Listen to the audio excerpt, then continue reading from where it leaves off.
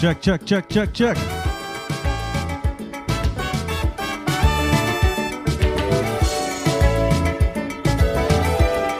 by the time of the episodes and them too heavy. So we're dealing with the heaviness from up front, right? Yeah? Listen to the lyrics, right? The great lyricalist. Listen. Times may be rough, times may be tough, but we must keep going. We feeling the pain, yes, we keep holding strain, but we must keep fighting. Yes. Regardless of how it come, we just can't surrender. We gotta keep working towards a better future. We may never be always down and fighting to stay off the ground. We must remember our day will come. Yes. While we appreciate the little life got to give, regardless what's the hurt, we must think positive. Look on the brighter side. Look on the brighter side. Because I see a silver lining behind this gray cloud we're passing. Look on the bright side. Look on the bright side. For the bright side is where we going. Oh, sure, let's silence sing that part. Welcome to episode, what we at, 51? Welcome to episode 51 of the Corey Shepherd podcast. Welcome to everybody who's listening. Welcome back to everybody. How is it go? Welcome to all the new listeners. And welcome back to everybody who's been listening. I appreciate it. So, hey, my mother bad me up this week. I get real bad up this week, you know. This was a whole bad up kind of week. My mother tell me, stop calling depression and sadness and them things on myself. She say every week you come in here and talk about you're depressed with this lockdown. You have so much things to be grateful for. Why you don't count the things you're grateful for before you call them things on yourself? I say, all right, I take my bad up from my mother. Then I ring all bad in me up and have me joining Instagram live to gangster me about things I say on the podcast. All right, I take my gangster in and so far, most of what I say something wrong and most of what he say something right. But all right, you'll see. I might do that more often. I enjoyed the little vibe with Renal on a Thursday night. Discussing, well, at least that time we talk about the effectiveness of the lockdowns and the restrictions. Who knows what we'll talk about next time? I know, Renault, I'll leave that up to Renault. But Renault need to understand that as a man who tend to be right, he can't be putting more on blast and then turning out to be right at the same time. Then we go stop all the lives and all the thing, and I ain't gonna take no more feedback on the podcast. I ain't taking no bad up just so. Then I started to get bad up from man like Al. Salute my guy Al. Al is one of the first men who used to call me and tell me about the podcast. I always get feedback from Al as to how it going. He's an ex-man like a debate too. So Al always tell me about what we could have said different, what was this, any point on the podcast, always talking about it. And for the first week, I'll call me and say, Corey, I can't listen to no more of that. He say, you see that heaviness on that thing, I can't listen to no more of that. So all right, I'm taking my gangster, right? I taken my full gangster, and this episode is about counting blessings and gratitude throughout. So thank you very much to everybody who's been listening. Salute to all the folks who've been on me and sharing it and posting it and so on. I really, really appreciate that. Salute my guy Kevin Farrick. Long time I ain't salute Farrick. We have work to do in a Farrick. But let me jump into the issues with this episode is concerned. Because my mother tell me, I better name this episode Mommy. My mother tell me, she say, you have so much to be grateful for. You look at your son. You have a son home with you. She said, boy, I'm home here by myself. And you are your son again. You're all your life. And it's true. So let me stay up front. I'm very, very grateful for my son. I come this I write down. What is called the thing when you write down all the things you're grateful for again, boy? They have a thing for it, but I don't know these modern day terms and so on. But, get up every day and put 5 things you're grateful for, 5 things about your purpose. All you know what the thing called, right? I ain't so good at it. So I'm grateful for my son. But I'll tell you this, right? But Zachary by now, he's been on this podcast a few times well. And he is going to San Fernando Boys and doing his online schooling. We always talking about the online schooling, but have something that I never talk about. I'm going to talk about it today. Within the gratitude now. Salute to my son teacher, Mr. Javil, from San Fernando Boys Government RC School, right? If you know Mr. Javil, salute Mr. Javil. Mr. Javil is a great teacher. He's a very patient man. I couldn't do what he's doing, And dealing with all this children every single day, but I swear to all you, Mr. Javel slowly converting all them little boys and Sando boys into little young priests. All these little boys who Mr. Javel talking to turning out to be little priests. The amount of prayers I hear about Mr. Javel every single day. I'm not about him, from him. Teaching them how to pray, teaching them how to walk in the righteous path. And I'm kind of glad he have that influence, because to be honest with you, he wasn't getting that kind of influence from me. He probably will never get it from me. So thank God for Mr. Javel putting that out there. But if my son turn a priest, Mr. Javel is to blame, because the other day he come and tell me, I can't remember if I talked about this on an episode before, but my guy come and tell me, Daddy, I think Mr. Javel is an angel. I say, but why you say that? He say, and I you know me, I like bad joke. I say, what kind of angel? A fallen angel? The man get vexed one time, his shoulders start to hang. I say, all right. What kind of angel he is? How Mr. Javel is an angel? The man say, he explains things better than anybody he ever hears. So questions when they ask him, other people will be struggling to answer those questions, but Mr. Javel always have the questions. So, you know me, I will follow myself too. So I want to tell him, I said, well, Zachary, ask me any question that you feel you could ask Mr. Javel, and he alone could answer, and let me answer it. And boy, that man went to a question from the scriptures. That was the enemy. And all that agree, Mr. Javel is an angel, because me and even want to either make up something and bustle, because I can't answer none of them kind of question. But the amount of him, he have them singing and learning about giving confession and what it is to be righteous and the 7 deadly sins. And my guy is fully engrossed in this. He believe in Mr. Javel. Mr. Javel can't do no wrong. So I'm glad he have that kind of influence. So I'm grateful there for my son, and he in a space where he learning and he coming along well. I don't know how good he doing in the maths and the English and things. Stacey go ahead and say that, but what I could tell you is he ain't making joke when it comes to religion. So for all my sinful ways and things, like I have a little savior home here who could bring me back from the brink, you know what I mean? So that's gratitude. I'm grateful too. Well, the next thing my mother told me, she say, you're living in a house there. She say, you hire your son. I say, all right. She say, yeah, your wife who you love to terrorize. And I mean, since she played like that, then let me get into my wife now. This is a long week. I've had a long week in my household, right? So everybody know the situation and everybody well locked down, right? We're properly locked down. I have nowhere to buy no food. I try a few times to go in the groceries and think, I'll tell you how that went, but you see the lining up outside the grocery before you could get your groceries, then you have to line up to pay for them. I have a problem with that. So I'm trying for the first time to order groceries online. I'm not so good with it because a few times I say I was going to do it and I was going to order from, I forget some of the people name now. Market Movers is definitely one. Salute to them. I really respect what they do. And they are one of the first people I see do this in Trinidad. I think they had Trini Trolley. They have a few more that do groceries online. But of course, because of the pandemic, the big boys doing it too. So at least Massey and them have something. If not delivery, you could pick up from them. Same with PriceSmart, you could order things and pick up. So when I see the amount of people, that's why I was arguing with Renault. I say Renault, less people on the road. I see in less people on the road. But Gary Griffith come out and say more people on the road. And like I can't dispute that too much because since the SOE, PriceSmart car park looking more full than when I talked about it last week. And same thing by Massey, same thing by Extra Foods. All them groceries have a good little line outside before they get inside. So most of the time I go in the grocery, I try to go buy a grocery where I could still get some version of food to buy. When I say food, like Massey have little wings, ham slices, pork like turkey. You know what I mean? You could get some prepared food because you see the cooking every minute. Now, I don't cook, yeah? Let me put it out there one time. I make a good breakfast, a good little piece of toast and butter, and you can check me for that. But I don't cook. I can save my life in the kitchen. So home here, my wife, who I'm very grateful for, has taken up the mantle, has taken up the post of cooking for the family through these hard times where buying food is not available to all of us, right? I don't know if all you having these issues home, but I'm just telling you why I'm grateful for home. But when she cook, right?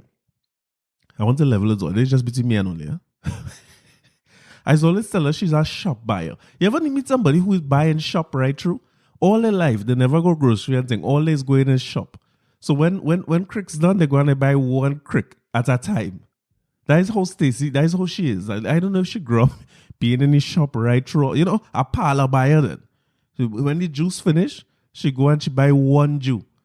Right through, she don't replenish things. We don't have no stock here. We don't have nothing that we could fall back on. If we have an emergency now, we have to go, we are the bread line, the literal bread line. So, years now, I'm telling her about this shop buying. I say, babe, listen, if thing finishing, go and buy a case of it. If you go, you know what I mean? Go and get more. Put down. Don't just buy exactly what we need.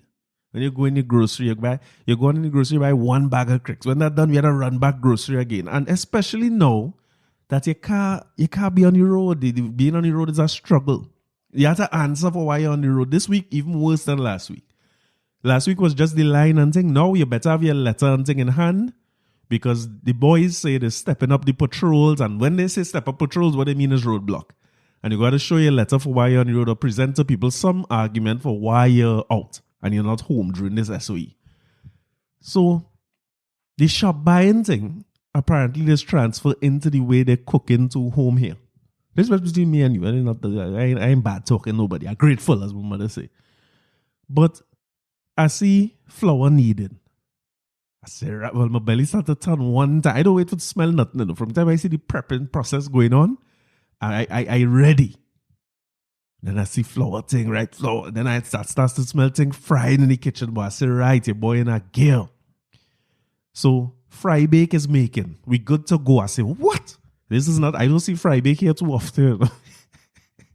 So when I hear fry bake making and flour needing and them thing, I say, well, I in game.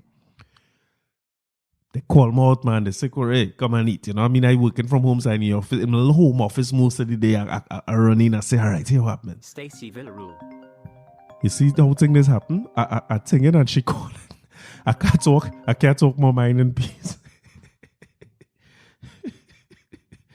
Let me see what she wants here. Your call has been forwarded. She's calling the gangster man, or she must hear what I'm saying.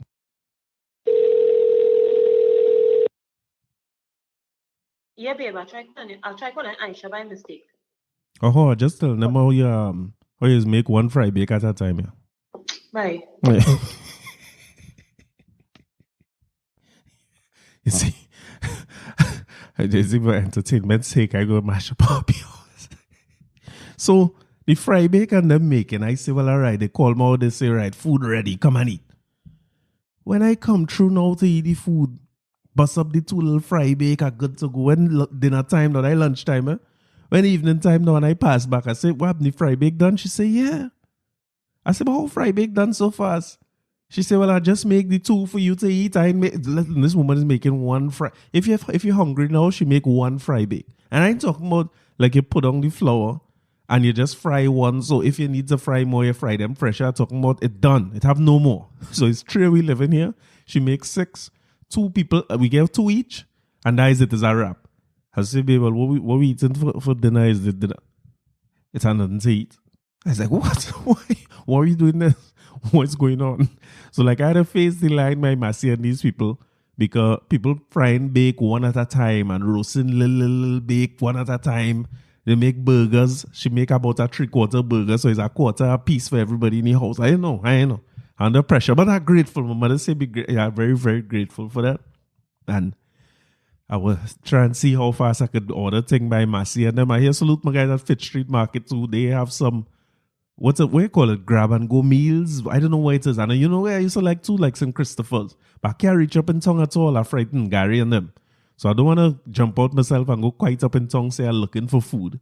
And you know me, if they ask me a question, like deny and cry is work home and thing with your woman and them kind of thing. But I don't know if deny and cry is work with the police now. So better you just stay on the safe side and cook more than one. You know, if you're frying, bake, fry. You know what I mean?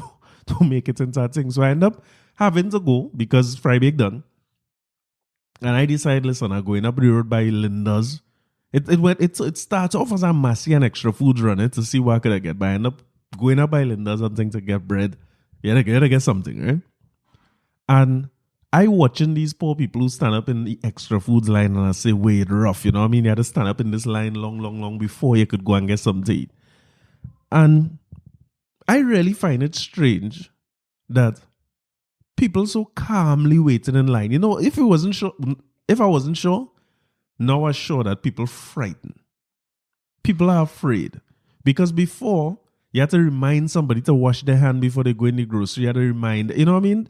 You had to remind them about social distance. Now people, if you know extra foods in Shogunas, people line up from there all the way past Ashley and Court something and going all the way down to the end of like the block. They're almost on the side with the Indian Expo. And I watching that line and I say, nah, boys, a good thing I ain't had to go there because I ain't lining up in that line. So I walk past all of them, wash my hand quick and go on and push Linda's door. Not realizing Linda's line is the same length as the extra foods line. People in their mask is like, whoa, you sold there, whoa, what is that one? I think I'm bad lucky with Linda's though. Remember I told you the time I thieved the hot cross buns from Linda's? Now I just try to bust in the people place without, listen, there's about 20 people in the line and I just push in the door out of shame, out of do my mask apologies and thing and line up and cool it just like everybody else. I see watch people. The people in extra foods line up cool. I thought the extra foods line was from both directions. First the line was long. Me realize Linda's a line too. And the retailers, salute to all the retailers in the country who open. I am not sure about the pharmacies. But the groceries and Linda's and them for sure, they have put their own measure in place. So that they only allowing, well, with Linda's is a small outlet, they only allow 5 people at a time. So you line up outside and you wait. And when you see people leave, you go in. And you know, people is always talk about Trinidad and if things could work in Trinidad. Like I remember seeing, where did I see this boy? I can't remember who had posted this or something I was looking at with a bookstore or something. And somebody was talking about a bookstore, right? Where they don't have anybody who work in there as an honor system. And all you have to do is go in, whatever books you take, you pay for them before you leave and nobody checking anything. And the store never lose any money. Can't remember where I see that. But it shows you where Trinidad, we can have our own honor system too because, I mean, granted, we're under pressure to be able to adhere to it, but people just line up outside and there was nobody by Linda's checking people to say, all right, well, hey, don't come in until you see out of the 5 people, 1 leave, then you could come in. Nobody was checking anything. Everybody stand up outside, you're watching inside when you see 1 person leave. So, for instance, there was a lady who, it was her and her husband, it looked like. I don't know why 2 people need to be together. We're still doing some of that, you know. And 5 people were inside, 1 person leave, 2 of them never move until the second person leave and then they went in. So they were making, you know, we policing ourselves. It's making wonder, like, how come we can't do that as a society more? We're not as bad as we think. And I don't like this term when people always talk about only in Trinidad and Trinidadians, this and that. We good people. And these little things just show you how I hope that we don't need to be under pressure like this to be able to just adhere to systems and things. Look at the private sector.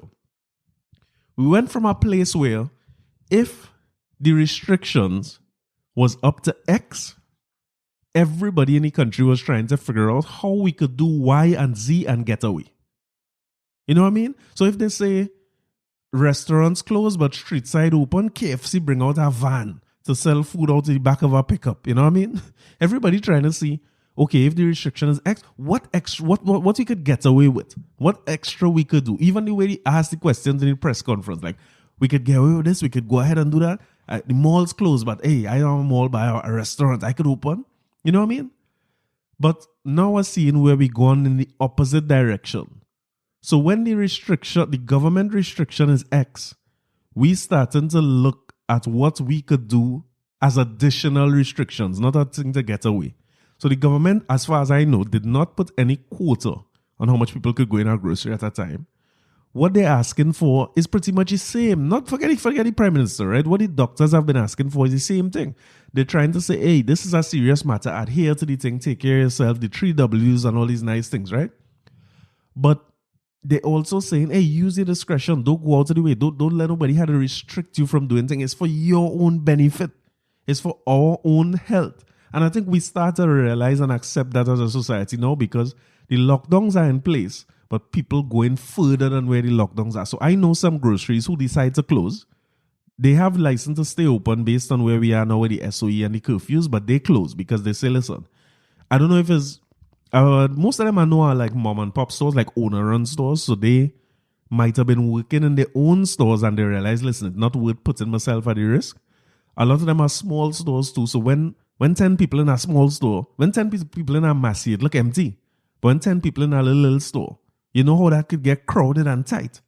So some of them close. The groceries themselves, the Grocery Owners Association come out and say, here what? Only X amount of people at a time. Everybody had a line up outside. We let people leave. The police and what happening inside the grocery in terms of one-way lanes and all these nice things. So I think we finally where we realized is not, well, some of us, right, have realized that it's not the government trying to do something and hold it down and tie it down and the wicked. And some of us have realized that. But I think most of us have realized that. Let me put it that way. Most of us accept that now, and we actually put in a little more restriction. Imagine people who was fighting, they didn't want to wear masks, did mask this, and they fed up. Now we went 2 masks and a shield. You see, when personal, I always talk about personal responsibility, but maybe I should change that to personal consequences. Because when you could see the consequences of what it is you're doing, which the reality facing us now, you're starting to see where action changing. You know what I mean? But salute to my guy Rondon. I see Rondon by Linda's. There's a random thought, you know what I mean? And Rondon was coming out the grocery. But like my guy, he have a mask on the ears too, long I calling him and he answered that. So sorry, Rondon, I just had to throw you under the bus there. Well, again, I talk about everybody, all again, gratitude. Happy birthday to my auntie Merle. Gratitude. Very grateful that she goes back and listen. I just tried to figure out for the life of me, like why people just go back to all the episodes. It's a hard thing for me to figure out. Now, one thing I learned this week is that, number one, when you have a short week or you have a holiday during the week, nobody will listen to the podcast. That is number one. So every time we have a short week, which I understand next week is another one, podcast numbers low. And if I wasn't sure that people is listening while they're traveling and driving and things, now I'm sure. And when they're exercising on the road and doing their run, I am sure now that is when people listen. So everybody numbers low. Salute my guy Maurice Burke again. Maurice tell me he's one of the missing numbers. I appreciate that. I appreciate you missing it and I appreciate you going back and catch up. But happy birthday to Auntie Merle. I have a song to play for you at the end of this episode, Auntie Merle. So don't lock off early. But going back and listening to all episodes is an odd one for me. It's like strange. I can't figure out like what. It feel like it's so current to me. Like I always trying to talk about the specific things that happened this week. And people for some reason going back. But again, I'm grateful. I'm very, very happy that people listen to any damn thing at all. I'm very, very glad about that. And I just want to say about that song that we play in the beginning of the episode. That is... Stacey's always tell me I say is my favorite song and is the best Calypsonian ever. Too much, eh? But Stalin is without a doubt one of the greatest among the greats. Eh? And that song's so applicable to what we're going through now as a society. Because it really... Alright, Stalin, okay, alright, what? Yeah. Is when you listen to the lyrics in the song and how much of it applicable to hard times and how we feel during hard times and what we do is really one to take. And taking a little piece of it again. Don't allow confidence to drop. One day we'll be right here on top. Yes. While we appreciate the little life got to give, regardless what's the hurt, we must think positive. Look on the brighter side. Look on the brighter side, because I see a silver lining behind this great cloud we're passing. Look on the bright side.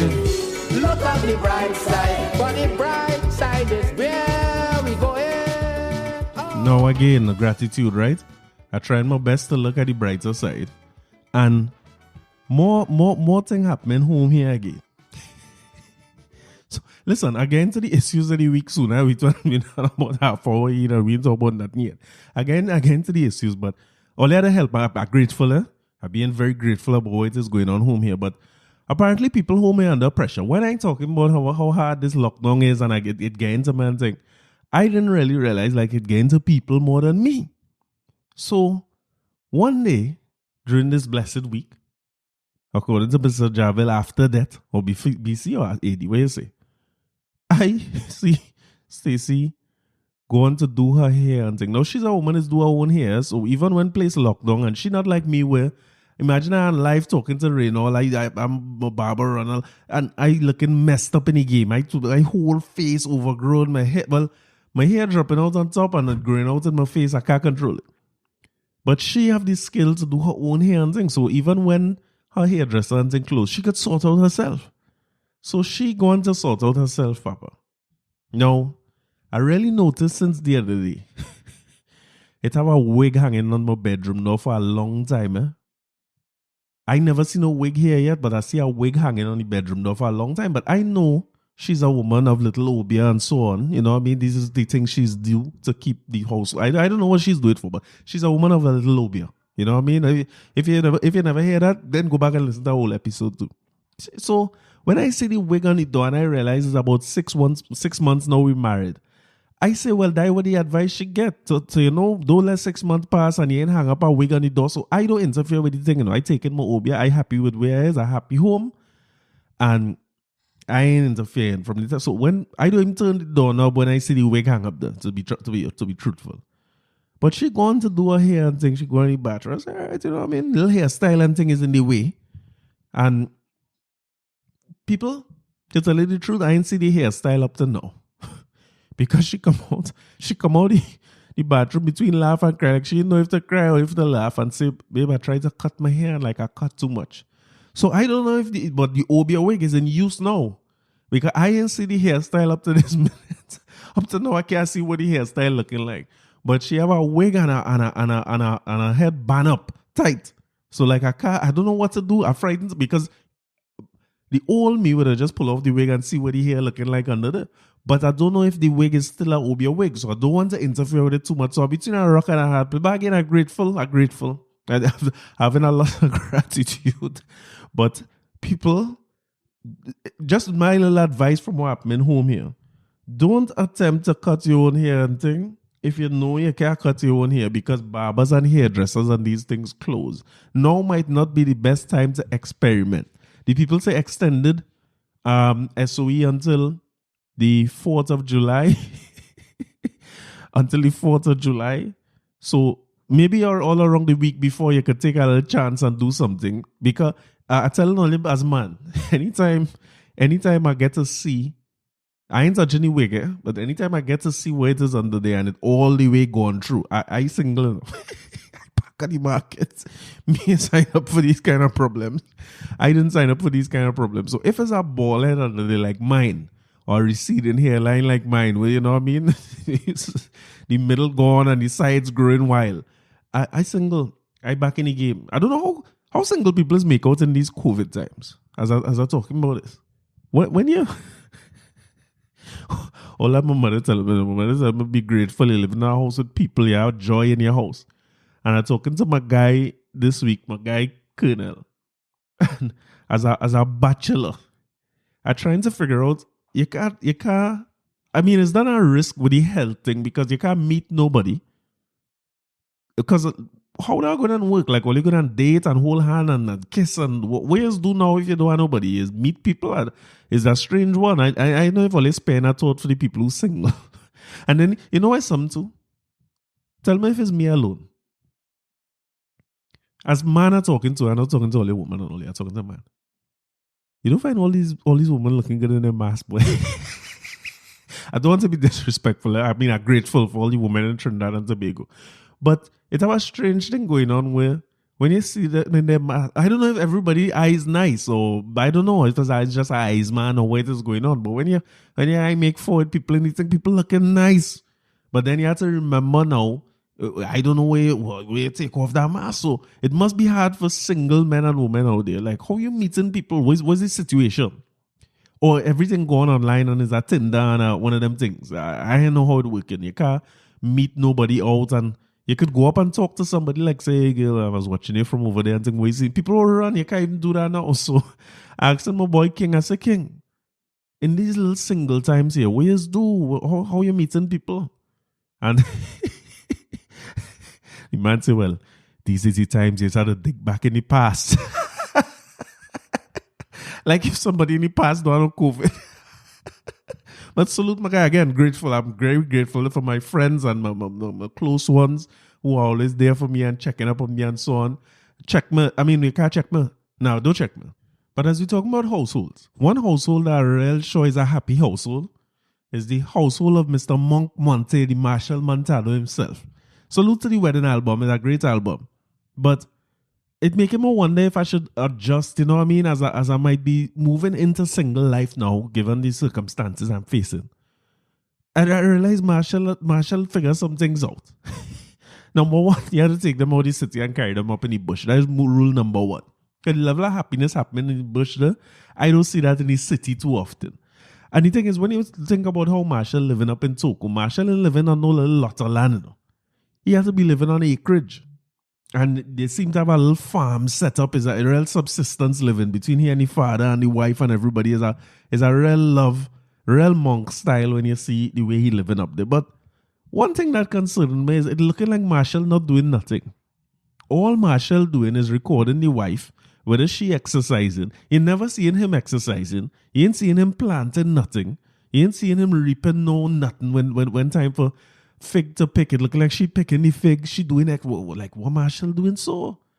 I mean, making me wonder if I had to adjust up the way I doing things here. You know, maybe I need to get people to be doing some manual labor and plant up something. But then again, if you fry and bake one, that means she go plant one pigeon pea to make a pillow.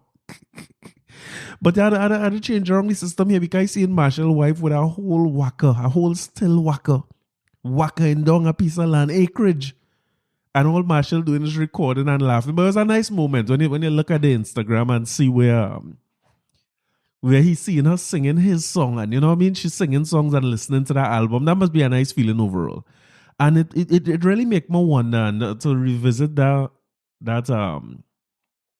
wedding album. It make me start to wonder a little bit about soca music and the way we listen to soca. Or think about the way you listen to music in general. They have music when you're feeling down that you listen to. When you want to feel upbeat, you wake up in a good mood. It's a music you listen to. It's a coffee shop music. You know what I mean? Some little light jazz and that kind of thing. Music built for so much different situations and circumstances that could help either change your mood or change the way you're feeling or help you stay in that mood you're feeling. And you know, it's such a powerful thing when you think about music. And we all have our favorite songs that take us through different times and when you're stressed out or whatsoever the thing might be. And watching her listening to that wedding album and looking at the situation we're in now, where the place locked down. Like I was telling only my numbers low over the last week without the commute and the exercise and thing. When you're home, you ain't listening to as much of things at all. Right? And that's the same for me. I behind on most of the podcasts I listen to. I fallen behind. But it makes me wonder, like soca music now. Like when I look at that Stalin song, Bright Side, and the mood it could put you in, or some of his other songs, I will go through a few of them in this episode. These songs make you think, they make you feel a certain way, they connect you back to a certain time, if you're of that era, of course. And it makes me wonder, like, how much soca does that now? So if you're not partying, is there soca that we could listen to just to change your mood, or you're feeling stressed out and you want to hear something and you like, I know somebody who tell me when she going through plenty, she's go back to Buju, like Till Shiloh album and them things. And I'm wondering, like, where is our music like that? And salute to Freetown Collective and them who bringing back Calypso, because maybe Calypso is the embodiment of that. Songs that you could listen to for different times. Where it can't be that we're making festival music so that in times like these where the festival on pause, the soca artists' earnings end up on pause because they ain't putting out nothing. They ain't making no sort of money off streaming. You can't, as I say, you can't perform, you can't do anything. So your earnings not there. And then we as fans now, is a disconnecting time from the soca artists, and we get a time to connect to plenty other artists. And one area I've seen it is in the Zest music. As much as people is bad talking and think, them fellas not stopping producing and they ain't stop putting out music. I salute to my guy Young Brother. Anybody who's not following him, but I know if you want to follow that, but it's be good. The youth, he bad. He have a salty kind of vibe with that kind of hype man thing, but that man is on Instagram live every single day. doing music to any different kind of rhythm, chutney, dancehall, zest, soca, anything. I like the fella's spirit, and boy, listen, like he never hear about social distancing at all because this man is get up in the camera face to do it live and thing. But salute to him because I see he put out a record with there's a real old man episode in about record. But he do a song with Romish Entertainment, who's Shensia manager, and I like to see that. I like to see youths get through. So he dropping the song. The name of the song is I Fed Up. And he have a unique style. He's a young brother, YUNGBREDDA, if you're looking for him on Instagram and thing. But I'm glad that he get through, and I'm hoping that they're saying that their song's supposed to be released this Friday. So let me hope it pick up and is a big hit. You know what I mean? It's real. It is a fast kind of soaker, so it's an odd time to drop it. But when you get the opportunity and you get the luck, you have to take it because Shensia is, if I call Shensia the top person in dancehall now, I can't be too wrong. I mean, nobody know better than Cartel, but in terms of where she going with music and things, Shensia on top of it right now. So why not? There's a real great alignment for him. And when you look at this fellow, with looking like, if it's not Beatum, it's C-Lots. I think it's in Beatum he is, and he recording, and every single day that man coming up with things. And there's how I find Salty is. I find Salty is a genius, because Salty just take some little simple hooks and turn them into thing where you have to listen to Salty when he's singing. Like a simple song like, me love how your body good. Me love how your body. Listen, 100 artists could sing that song and it do be a hit. But when Salty sing it, it's have a way Salty's getting in your spirit a kind of way. And young brother have that in him. So I hope he get through and he go good. And I was watching something too, similar to what I was saying about being able to release music at this time. I was seeing on Hans Devine's page. Salute to Hans and them from, I think it's Boom Champions here on 94.1 if I'm not mistaken. But he had an interview with Father Phyllis. All right, Hans, okay. I interviewed Father Phyllis, who is the person from Barbados, if you know the little zest to them, and he say, my boxy look brawling, calling, stalling, falling, all of them balling, or whatever the hell he's saying. I don't know what he's saying, but he song bad. But I see him interviewing Father Phyllis, a little young youth from Barbados too, and he talking about how long he been in music and trying to get through and trying to little break through it, and finally to have a song where the song pick up. Everybody, I mean, the song is a big song here, and you can't perform, you can't tour, you can't do nothing. It's a rough time, but again, as we head into more vaccinations and we see let's hope that we get into some point where things go back to some kind of normal. And you know, it's a funny thing because by then, everybody might done forget our song already. So it's unfortunate, but at least seeing people here now. And the thing about youths now is that they're not waiting on the radio to make no hit. They're not waiting on no events or to go nowhere. They just playing out, they just finding their artists where they need to find them and making them into stars. So salute to young brother on that. Salute to Father Phyllis. I hope he get through with his I hope both of them get through and succeed with where they're going overall. All right, things that to do for the week. I'll end the episode with the Stalin stuff, right? But some things that happened during the week. Let me get to some of the people news that we well in, and I need to talk about nothing yet. Double Palm get raided, so be careful, guys. I mean, everybody see. No, I don't understand why. To be honest with you, because the what Double Palm is, a hotel or what it is, motel or by the or what's the situation? What they falling under in terms of business? Because I don't know if Hyatt get raided, I don't know if Hilton and K-Park and them get raided or anything, but I see a little video going around where people, the police force come outside the Double Palm, and I mean, I just want you to put yourself in whoever was their shoes. And I don't know if it's because it's after curfew. But if it's after curfew, right? Let me say that they went there after 9. What's the issue? If you go there in the Palm and you're home, you're home, yeah? You're inside. What's the issue? Why police come in there to make people go home? They're inside. They're social distancing in there, of course. I'm sure everybody's 6 feet apart while they're inside there. So what was the problem? I'm trying to figure out like how police could just make people leave the Palm. And if it's in the middle of the day, well, I guess if it's in the day, you could say that people on the road unnecessarily and what they're doing there is not essential. I mean, but what could be more essential than what you have to do in the Palm? Think about it, right? They're trying to tell us preserve life. Look how heavy the place is with loss of life. People go in there to add back to life. People going in the palm to create new life where 2 become 3. You know what I mean? So how they could deem that to be non-essential? That is the most essential service that have right there. People need servicing. And then, as you're talking non-essential or essential services, I want to read directly from the Express here. So let's say I'm making up nothing. Dear Prime Minister Dr. Keith Rowley, I am directed by the executive officers of the Electronic Lotto Agents Association of Trinidad and Tobago to express our agents' concern about being removed from the list of essential services. This I had to assume that everybody who own lotto booths are part of this ELAATT, Electronic Lotto Agents Association of Trinidad and Tobago. Because that's different from NLCB, it's different from GTEC and whoever else in control of the lottery, right?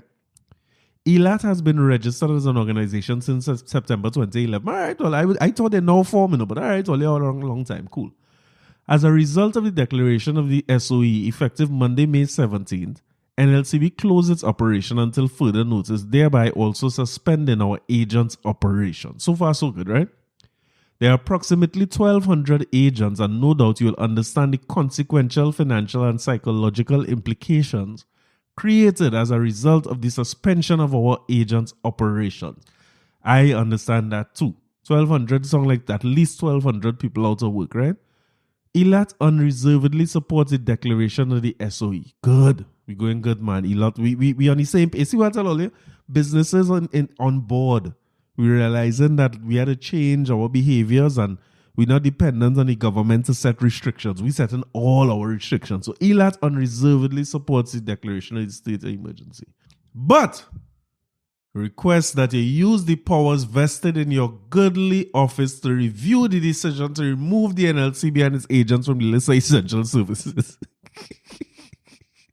Listed below are the reasons why I believe your office should reconsider the position of NLCB and its agents. So ELAT want the lotto booths open because, I mean, how could you put those things down as essential, as non-essential?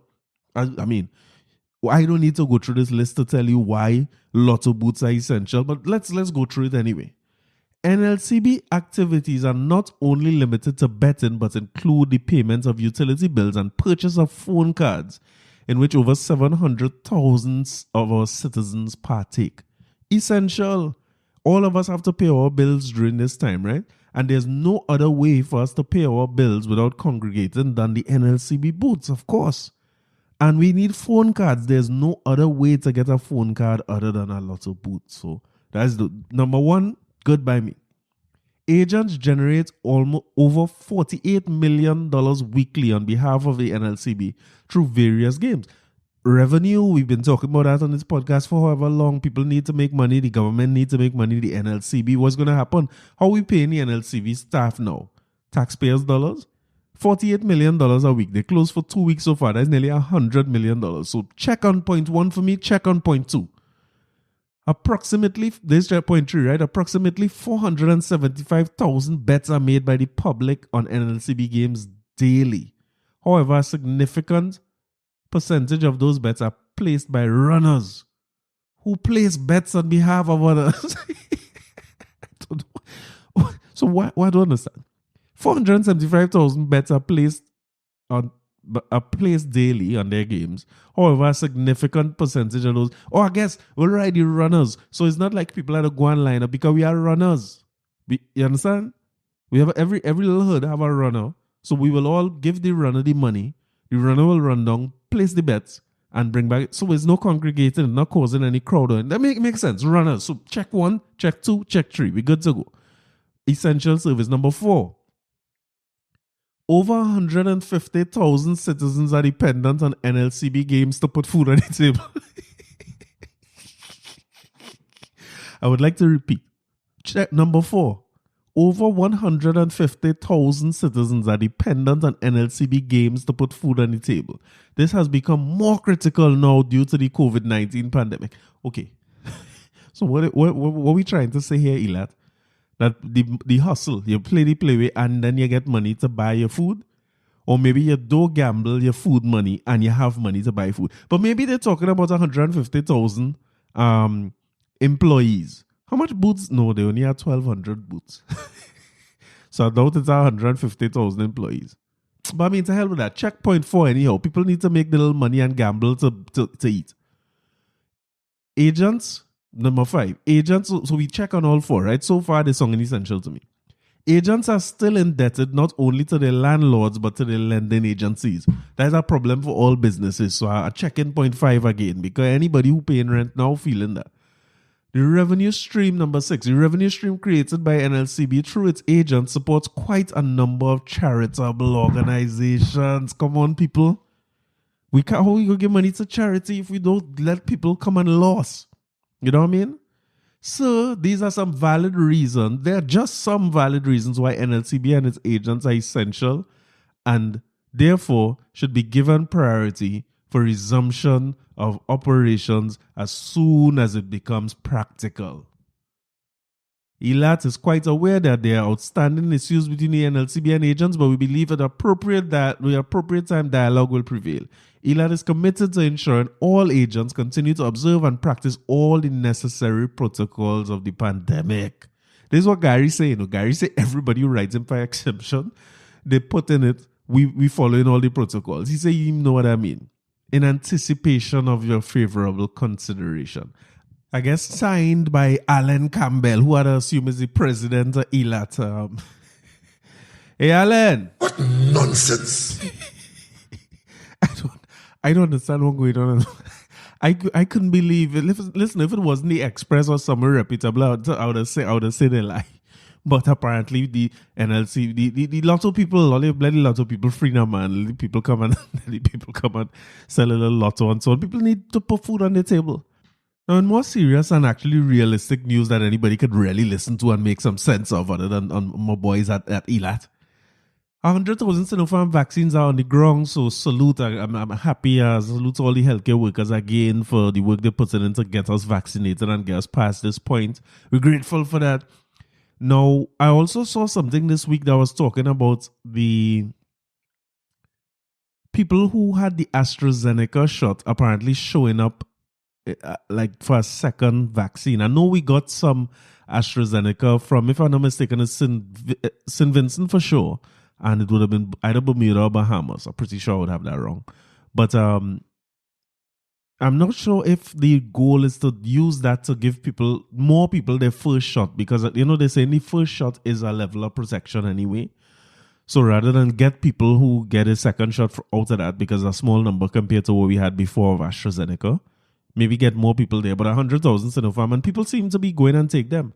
So that's good news. I'm not sure why. Like, I was reading up to see whether there's any danger to mixing the vaccine, like mixing. So you get AstraZeneca and then you take a Sinopharm. And I'm seeing real different things on that now.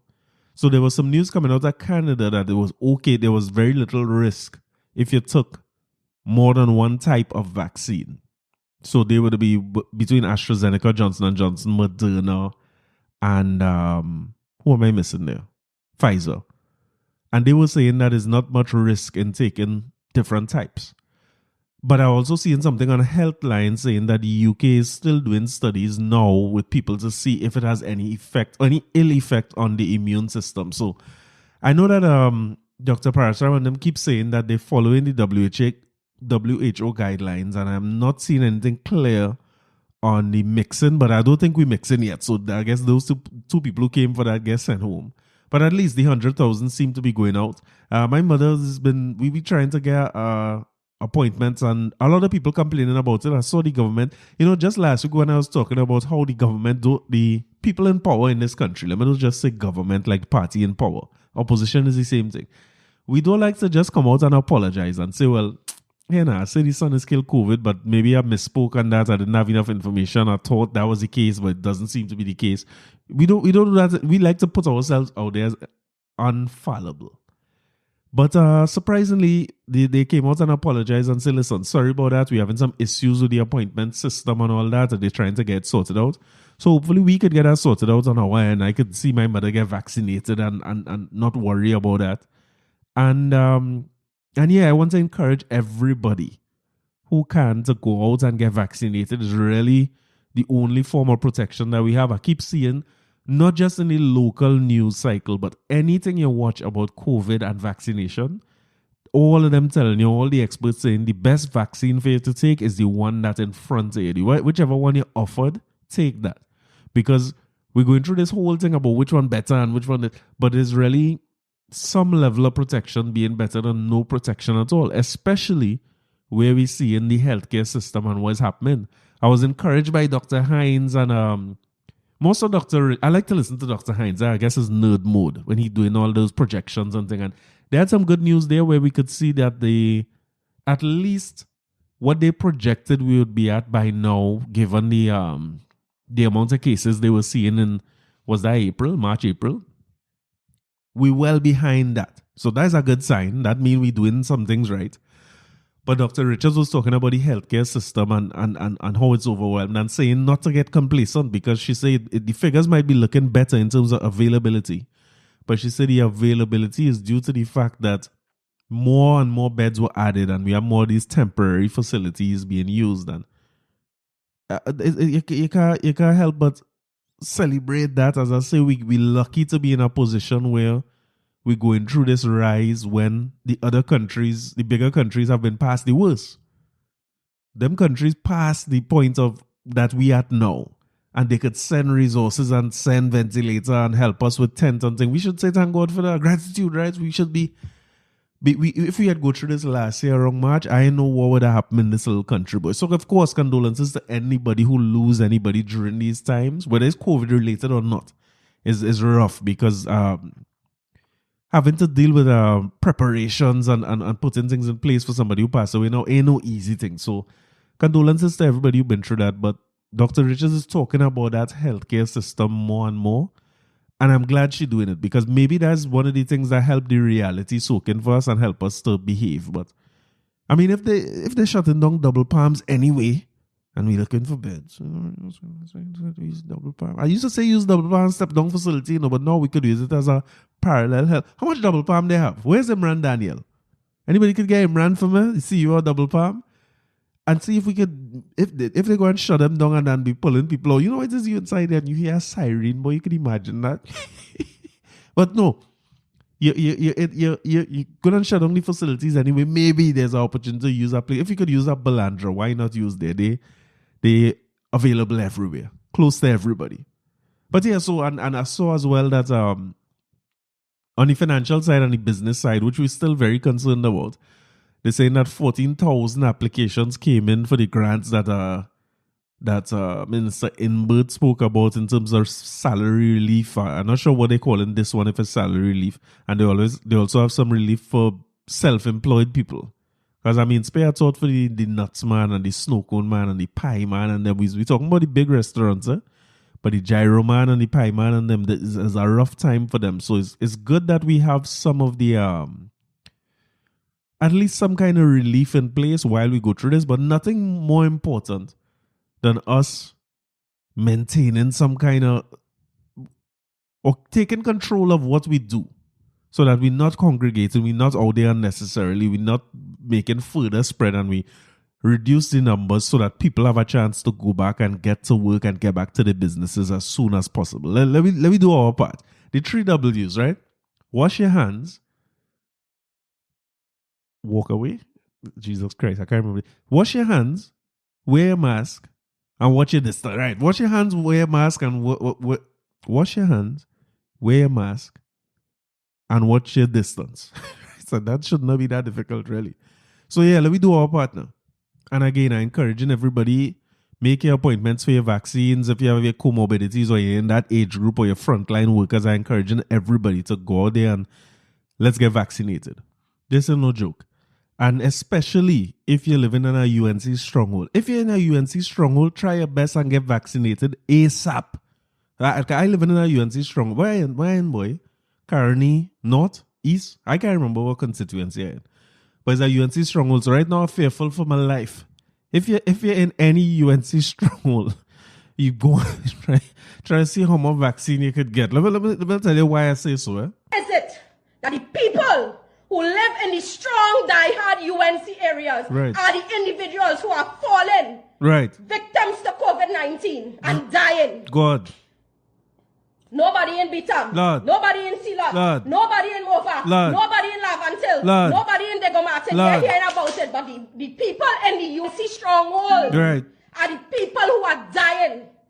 So if you're in a NC stronghold, you might want to take your vaccination very seriously, because this, hey, I can't make none of this up in a way. Here, sweet too bad, yes.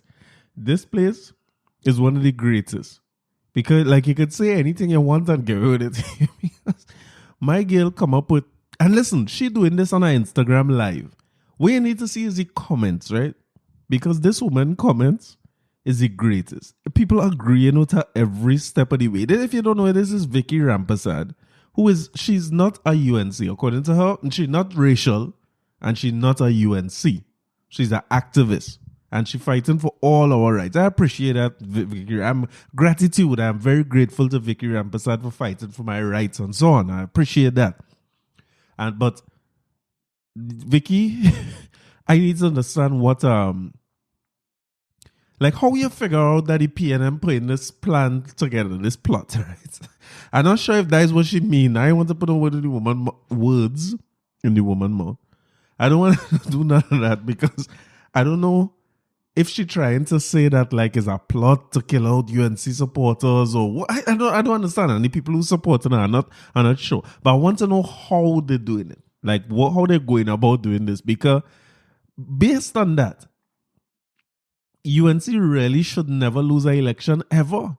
Because when you look at how much people die from COVID all over the world, they should with them numbers, they PNM can't beat them. So I don't know how she come up with this and where she was going with this point.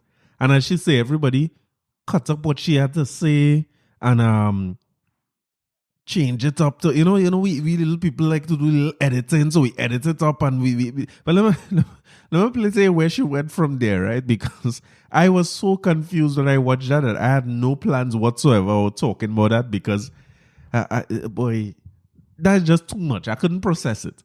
But she went on in another video that to say this. Rowley, calling out to you, you big old donkey. Jesus. You hear me? Hear me well. Somebody tag him. I want him to hear me. I am not afraid of you. It's true. And given the opportunity, I'll smack the dotishness and the foolishness off your face. Hold on. Because you're an incompetent a-hole. Oh God. That is what you are. Rowley want to come out and bumpy gum Kamla that shut your blasted mouth, because I tell you, give me the chance, I'll wipe that dotishness off your face. Lord. I'll wipe it off, you'll get licks from a woman. Oh God. Blame your blasted self and your incompetent latrine flies you have, like tail behind you. Boy, I tell you see this? That's what Terrence Dial Singh want. One has some good hand and mash up all your teeth and all your mouth. Oh God. Some good fists. That's what you want. Oh God. That's what you want. Shove some good fist down on your mouth. No, don't fist me. Rowley can't run his own household because he putting down children all over. Much less for our country. All right. Don't fist me. Double palm close. Listen, I don't understand why it had to be so. What is going on, Vicky? What is he saying? Vicky is very, very upset. So listen, we had to. We had to put up some little COVID boundaries, because Vicky really very upset about this. I don't want to laugh. This is serious matters, right?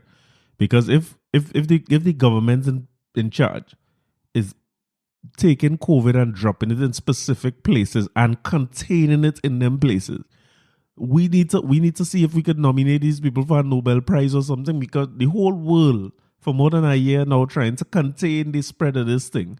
And I didn't know Rollers had the answer all the time. Rollers could decide where COVID going and where it ain't going and where it ain't stopping and all these nice things. So it's none in Dego Martin, none in the Beatum, none in Silos, none of these is the best I've ever seen. So my full support. I want to see where we're going from here in terms of how we monetizing Trinidad's ability to localize COVID in such a very specific way. Because, the rising sun's supposed to kill COVID. So I don't know why it's coming up in UNC areas particularly. But boy, listen, I don't like when Rollers, like he said it himself on the last press conference, and I've been saying that for a long time, like stop responding to some of these things. Because you on a political, I say it right the first time, a political platform talking about this thing every week. What are you responding to these people for? But boy, this one, I don't see how... this one make me realize that I could see how he's saying, he was frustrated when he see and come across things like this because it's ridiculous. And I mean, Vicky Rampasada, she say she no part of no opposition, she no part of no party, she impartial, she supporting any party that making Trinidad and Tobago better. But Vicky, find a better way to send a message now, Vix. What's going on? This is the best way we could put everything across as activists. This who this helping when you're posting like this. But anyway, Vicky apologized. The apology long enough. But I don't want to be accused of playing the act, and then you know them newspapers is front page when you do something and then back page when you make an apology or put in a little thing. So let me take in some pieces of Vic's apology. Vic apologize. We can't. It take a big person to apologize. So let me take in a couple pieces of it. To what I have to say this evening. And I know nobody's expecting me to be on a live right now. Right. But I want you all to listen specifically I am. to what I have to say. Because remember, people right now, how to use the word boy, are blowing up Facebook right now. I'm blowing up Facebook. And I want people to listen to me closely and carefully to what I have to say before passing judgment on me, because that is what everybody did. Is that safe That space? is what everybody did. Before I begin this live, I want to say, if I have said anything to offend anybody, Right. I humbly apologize. All right. For any statements. But again, Wait, do you see, I never make statements. From the time when you're apologizing, as soon as you're done with the apology part, is a but? Is usually a problem. I love you. Statements, just so. I will only make statements on information I received. And before I move further on into the live, as I said, I want people to sit down and listen carefully to what Vicky Rampasad of Women Warriors have to say this evening. And then you can pass whatever judgment you want to pass on me for standing up. Because as an Indian woman in Trinidad and Tobago, I will continue to stand up for my rights. You stand up. And I want to say special thanks and appreciation to Marcia Brave Boy. All right, pause. You see, when your opening person you're thanking is Marcia Brave Boy, we done see where this going already. Vix, we accept your apology. Go easy. Don't first know the old thing and what we doing, why we had to do this. If you're activating and you're activizing, what is activists do? Activate, activize? If you're active in these streets, just calm down, do what you have to do, and even when you're putting across your point and things, just keep calm. It ain't no need to rile people up. Look at the environment we're in. Look what it is. We imagine we in a state where they have an equal opportunity killer, something an equal opportunity people getting sick and dying. And you find a way to make that into something where somebody attacking, one group of people attacking another group of people. You pushing that. and then when you're apologizing, the first place you're going is apologize, and then the Marcia Brave. I had to fast forward somewhere, because it's a 15-minute long apology. Go to the Facebook page and you will see the apology yourself. But I want to fast forward to the next part. You hear this, right? And I will stand up and I will defend myself. Right. I will defend myself. And again, I say, I do not wish COVID on anybody in this entire country. Nice. But I spoke based on information I received from the health sector about what was happening. Wait. Vix, we know you apologize and everything, but I don't understand. You just say you're sorry for anybody who you're offend. Now you're going back to say how you find somebody in the health sector tell you that is only people in UNC strongholds dying and other people not dead. So when the health sector tell you, what? And the deaths and the individuals that were getting sick and their location and where they are from. Wow. You understand? No. And let these individuals know that I am not afraid. So when you feel you're coming here to intimidate me, go and educate yourself. That's great. And I am not apologizing to the Prime Minister of this country. Oh God. All right. I'm done with Vicky apology. Because Vicky, you start so good. Vic, You was going good all the time. You say you apologize. Anybody you offend, now you reach, you ain't apologizing to Rolly. Hey, listen, I just hope that rollers don't respond to this. Let me just keep it pushing. We done this bit on edge when you come in a press conference already. Lead, you're burying the lead. When you come in the press conference, just tell me what's in your restrictions. We on board. Everybody who was frightened, all who think, don't study Vicky. Vicky and Marcia Brave Boy, any minority. Nobody is studying them, so you don't study them. Don't respond to none of these things. And let me just keep it pushing. Put this in the same folder with the request from ELAT to treat the lotto booth as an essential service. Put two of them in the same folder and put them in a place where you'll never have to see them again, right? So let me just move past and let me just pretend nothing never happened. But we're still grateful with gratitude, right? This is our gratitude episode. I'm very thankful for people and activists like Vicky Rampersad who will go out of their way and put life and limb on the edge to make sure that I don't know what she's doing, to be honest with you. Like, activize yourself like Vicky, but I mean, don't apologize for nothing again. Better you just get low and you come back on the 4th of July too. You just get low and we will see you on the 5th. And maybe if anybody asks you any question, plead the 5th too. The 5th is for you, right, Vicky? Now, the theme for the episode is gratitude. I'm going to show gratitude for Manchester City winning the Prem as if I like them. I'm going to show gratitude for all the people who beat me in the fantasy league and so on. I don't forget to change my side for like the last 10 weeks of the season. But it's all good. Salute to these guys, Bert and so on, who always been in the league. But all right, next year, I'll pay some closer attention. And I know Atletico took La Liga, Inter Milan again on top of the Italian league. So grateful for all the teams who land where they land and so on. But the story about Sergio Aguero was a good one this weekend, where I see Pep Guardiola frauding. Why is Pep Guardiola crying for Sergio Aguero, talking about how good a man he is? But Pep Guardiola never really this is my opinion, right? From the time Pep reached Man City, he didn't seem to be a big fan of Sergio Aguero. I remember when he just got there, the man was benching Aguero and trying to play Jesus and trying to do anything else he could do except play Aguero week in, week out.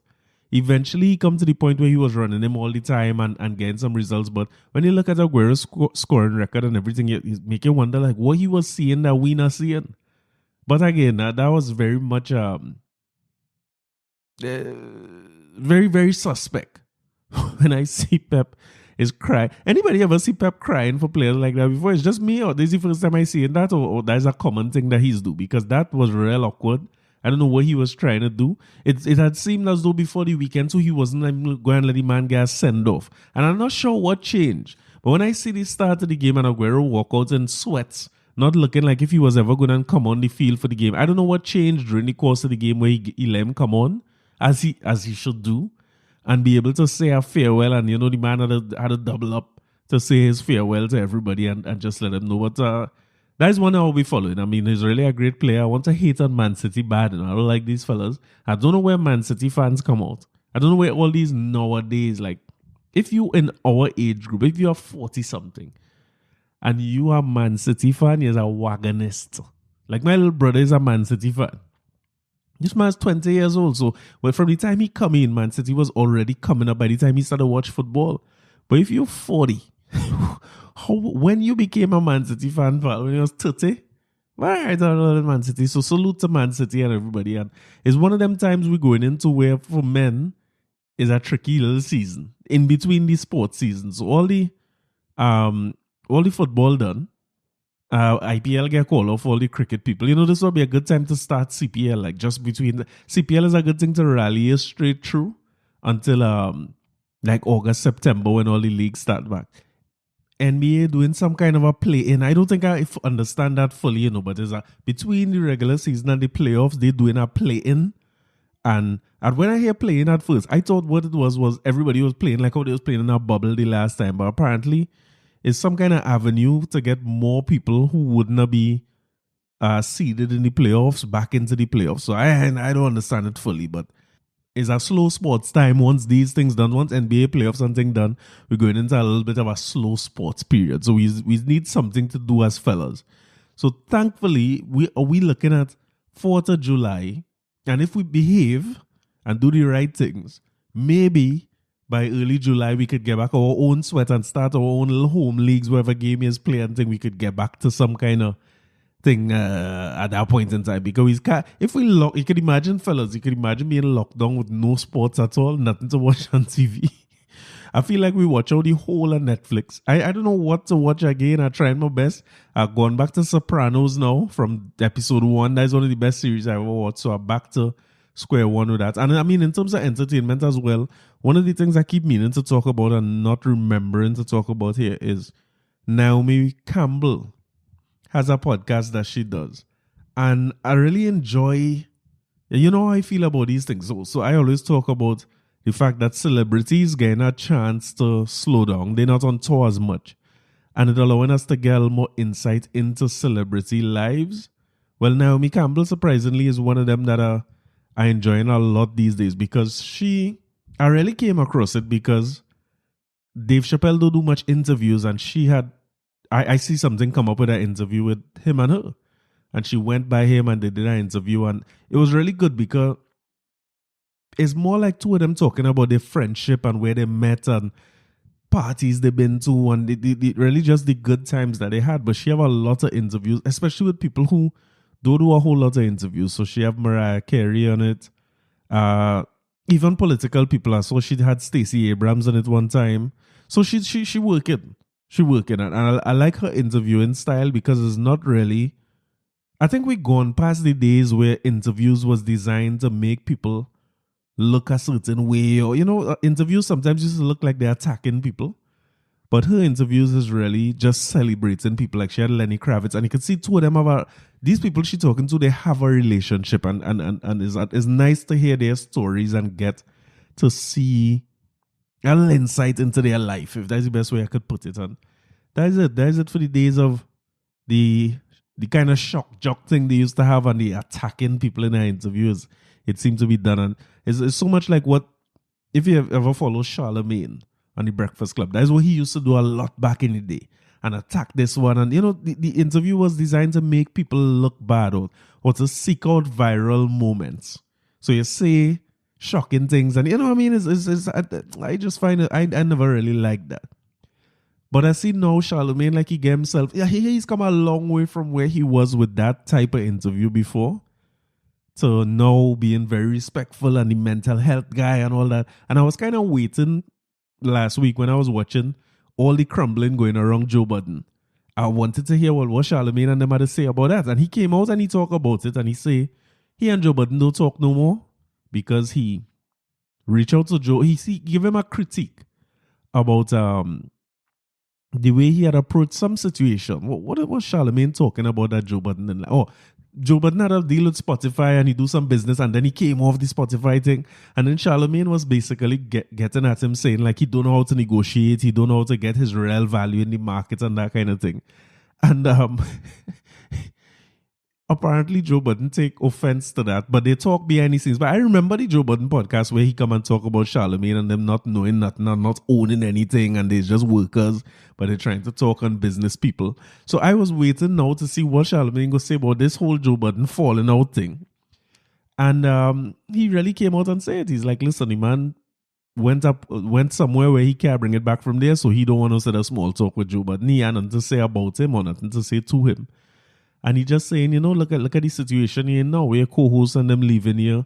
You're getting accused of, I guess, sexual harassment in the workplace by Olivia Dope. As I told you last week, I was the Guyanese, I fighting for Caribbean people.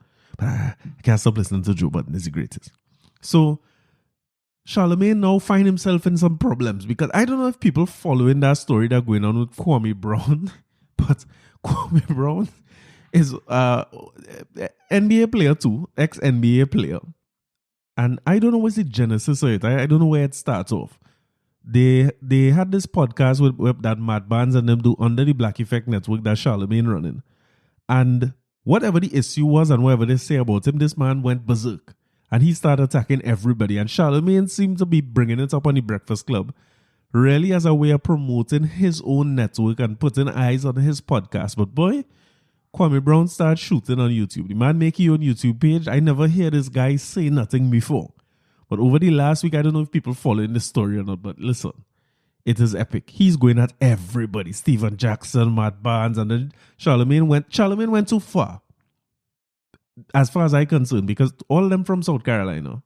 And he was saying that leave Kwame Brown alone because Kwame Brown's father killed somebody and the brother also wasn't. I mean, like, what are you going so far for? Like, he went into old Charlemagne mode where he just saying things for the sake of saying it and you don't care who it affects and that kind of thing. You know, I was listening to that and I was thinking, but what does that to do with anything? Why are you saying that? And I also thinking to myself, like, you seeing how the man going after everybody. Poor Jamel Hill. Jamel Hill just got up on her show and she was like, well, Kwame Brown choose violence. And he said that choose violence thing all the time. I used to think that that's just something that people used to say on Clubhouse.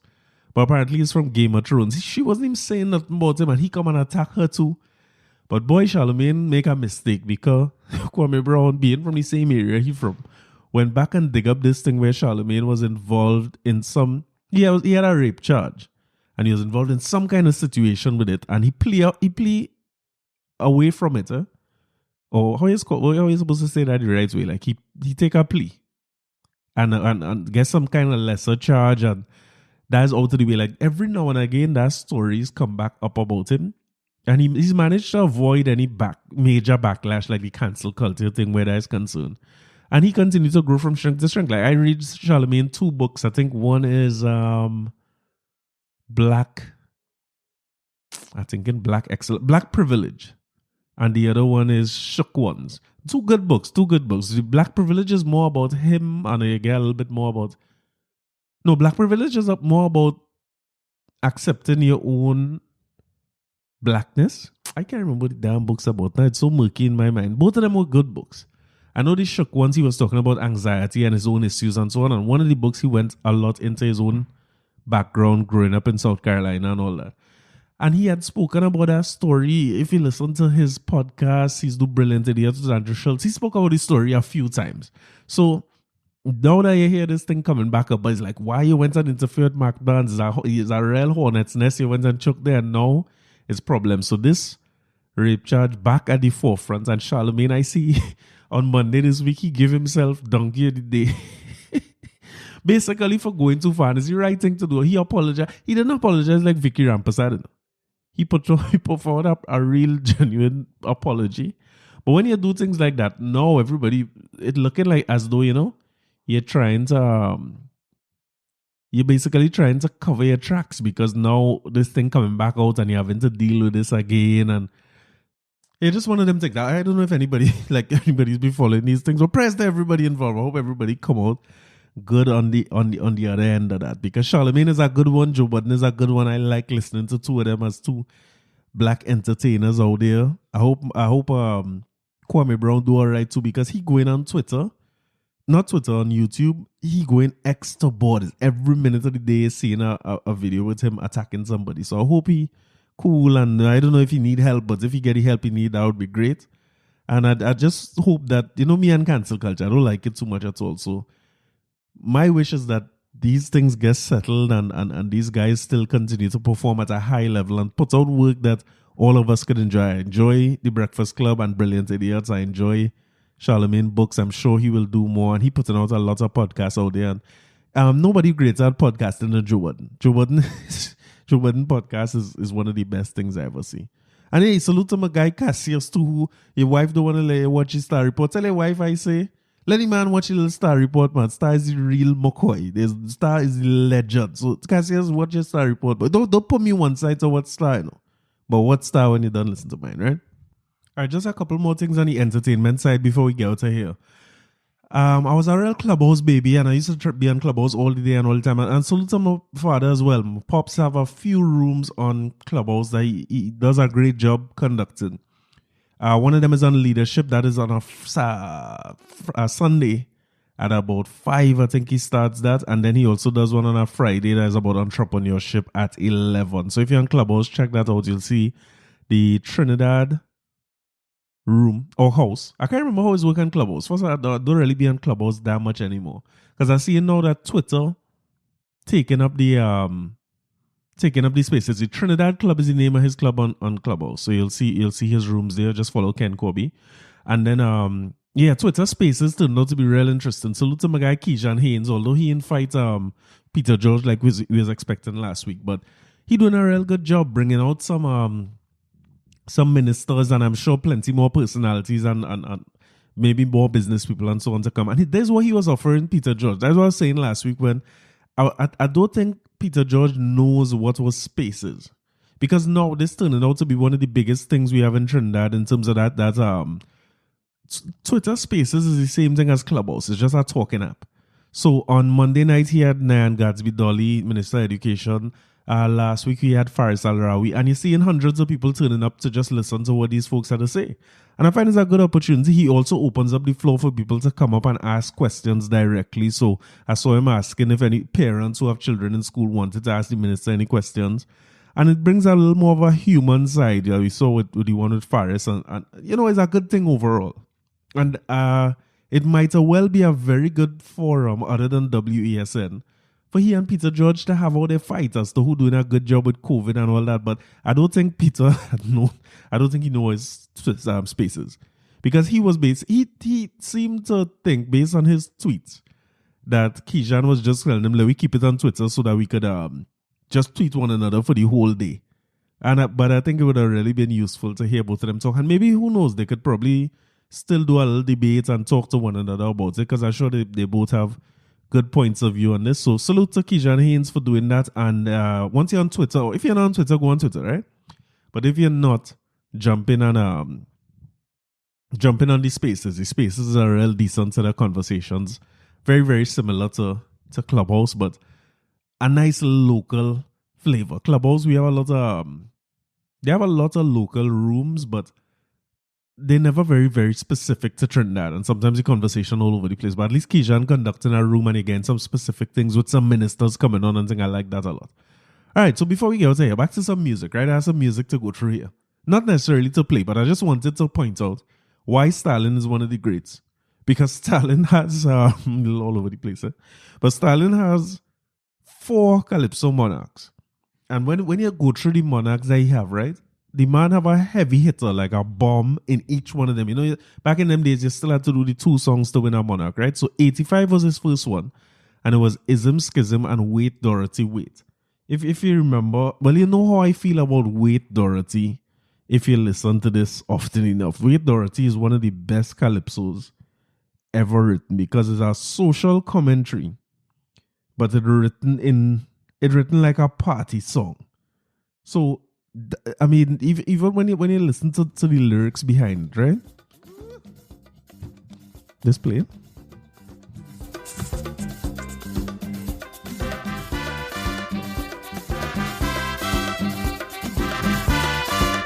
Let's take in the lyrics in it, right? I'll just get a little piece of it.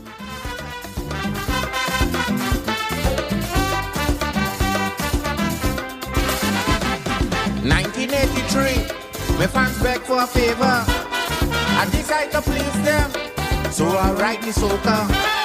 Last year they come back with a different story. They said they want something smutty about Gino Dorothy. Now on your fans, I know your future depends. So I sit down to write this motto only to please them.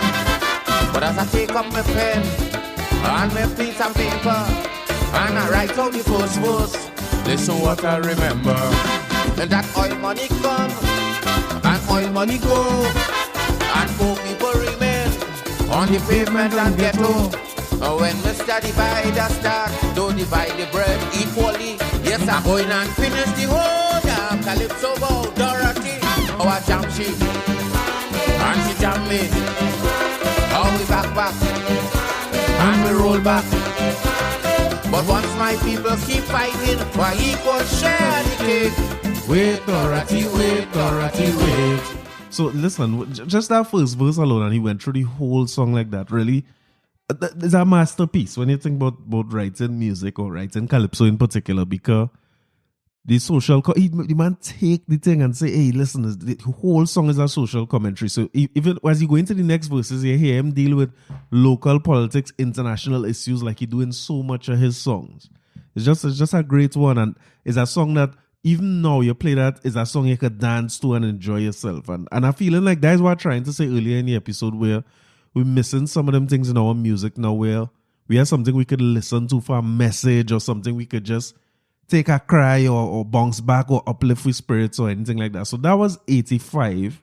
And then 87, he went with 2 songs. Well, Hail, Hail, Hail, Mr. Pan Maker. If you're into pan, you know that song. But what I consider to be one of his biggest songs, he went with in that year too.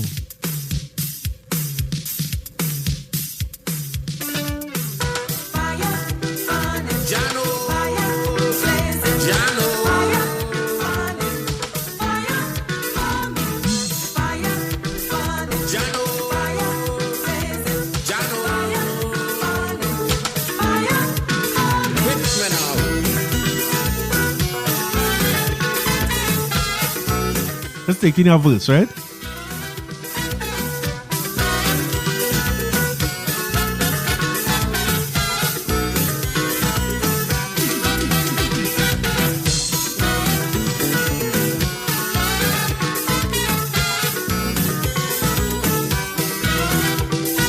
Judgment morning, I'm by the gate and I'm waiting, because I'm begging the master, give me a walk with Peter. If I come sinners coming, with them I will be dealing, because the things that they do me, I want to fix them personally. Peter wait, Peter looks and still roads by the gate. Listen, here now, that again, one of the greatest. That song, if you ain't feeling a certain way when you hear that song, you had to check it. We check in your Trinidadian card. You can't get the vaccine, right? There's something wrong. You got comorbidities. That song, I remember 87, I would be 7 years old. But I have a memory of seeing Stalin on stage with a big barrel and somebody putting the actual names that he was calling in the song in the barrel. And again, maybe it's a lost thing that we're not seeing a whole lot of. I mean, when performances come back, of course, we will see that. But I don't know that we're seeing a whole ton of that kind of presentation, is what I'm trying to say, in it going into the song as they used to then. But that was 87, and again, a monster of a song. 91, he come back and win again. That same song I was playing earlier, Look at the Bright Side. But you know what was the other song he went with in 91?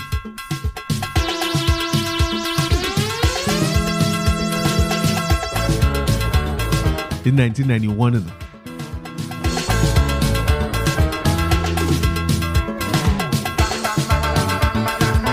All right, don't get too excited. There's no fat. Go and listen to it yourself. Everybody's supposed to know that song, right? But again, if you listen to the lyrics in that song, you know, you will realize that the lyrics in that is from the beginning down to the very end of the song is lyrics. And all right, taking a piece.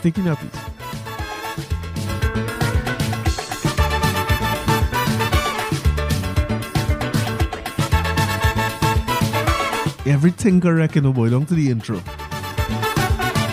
Stop all housework you're doing. Tonight we going and have some fun. I just feel it to party, the way we used to when we was young. Just put on something sexy, so you'll be free to move around. Make sure the children okay. We ain't coming home until morning comes. Yeah, I catch you singing. Don't sing. Relax. It's not a fet. It's a podcast, right? But again, he come back and win in 1995 with a song called In Time, and then another song where I don't know if anybody counting down all Stalin's biggest hits, if this will end up on the list. But the reason it's on the list for me is the same thing I was saying before in terms of the presentation. When you get a chance, go back on YouTube and check out Stalin singing this song for me in the Calypso Monarch.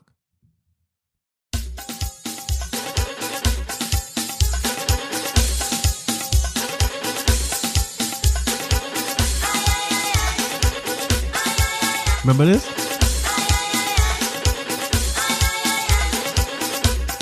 Traveling on a plane to Toronto with Roy Cape and my good friend Sunda.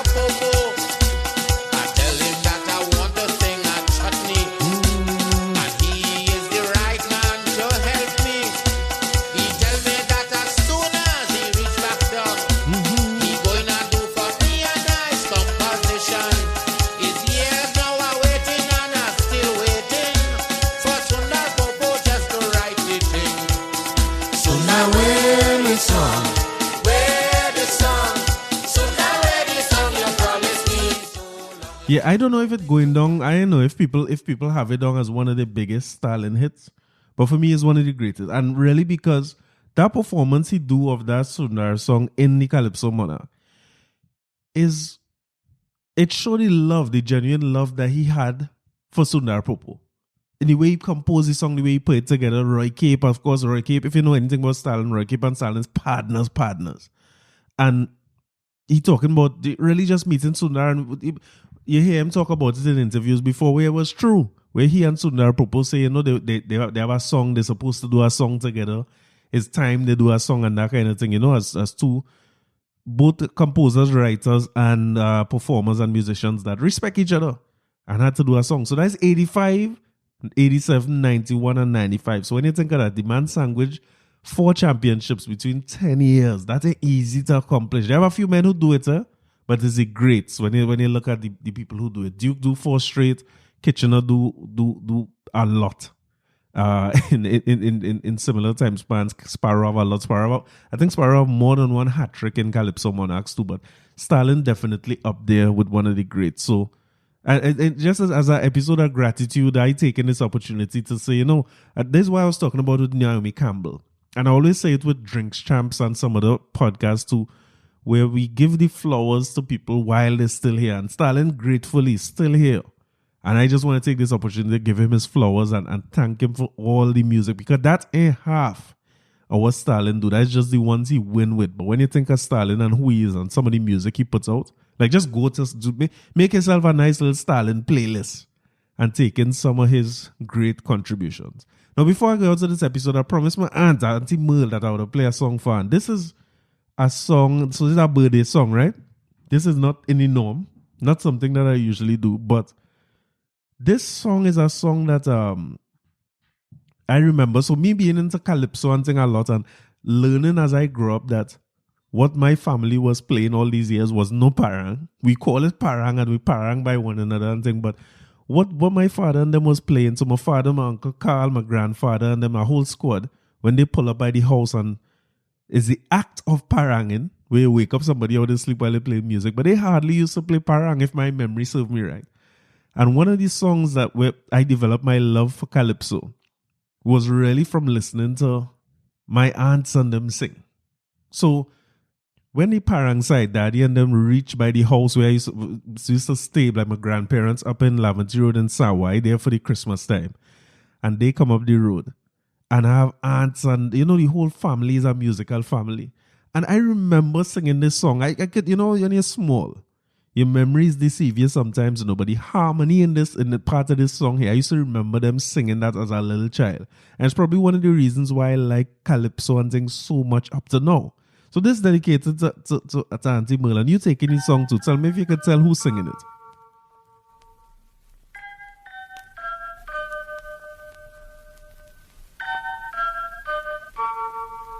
You know it yet?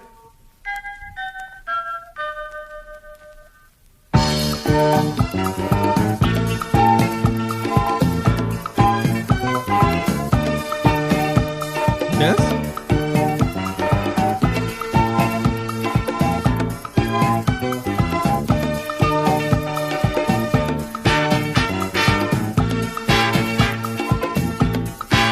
Let me see who noting and who ain't noting.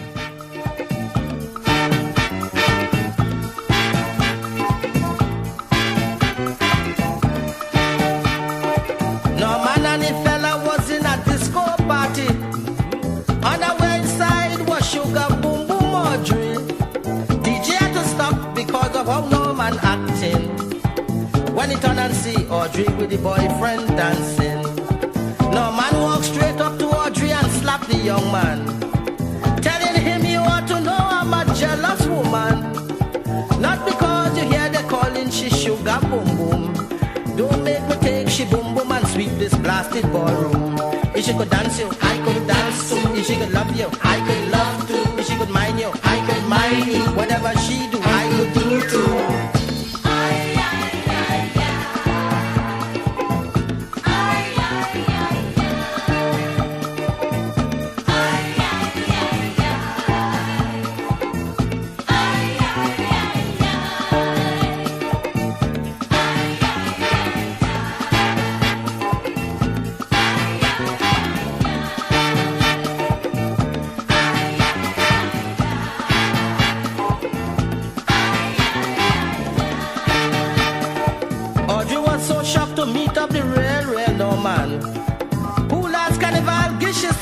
competition. She say, no, you're cutting in on me with man, like them Spanish station.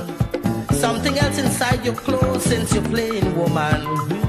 No man, you ain't ready now to give me no showdown. It's me they call Miss Audrey Sugar Boom Boom in town. This piece of man you're fighting for, he can't handle this Audrey. He can't even touch me sugar to sweeten coffee. I am a woman and a real too. Maybe you feel it does confuse you. Well, if you feel that you is woman too, I like to see you do what I do.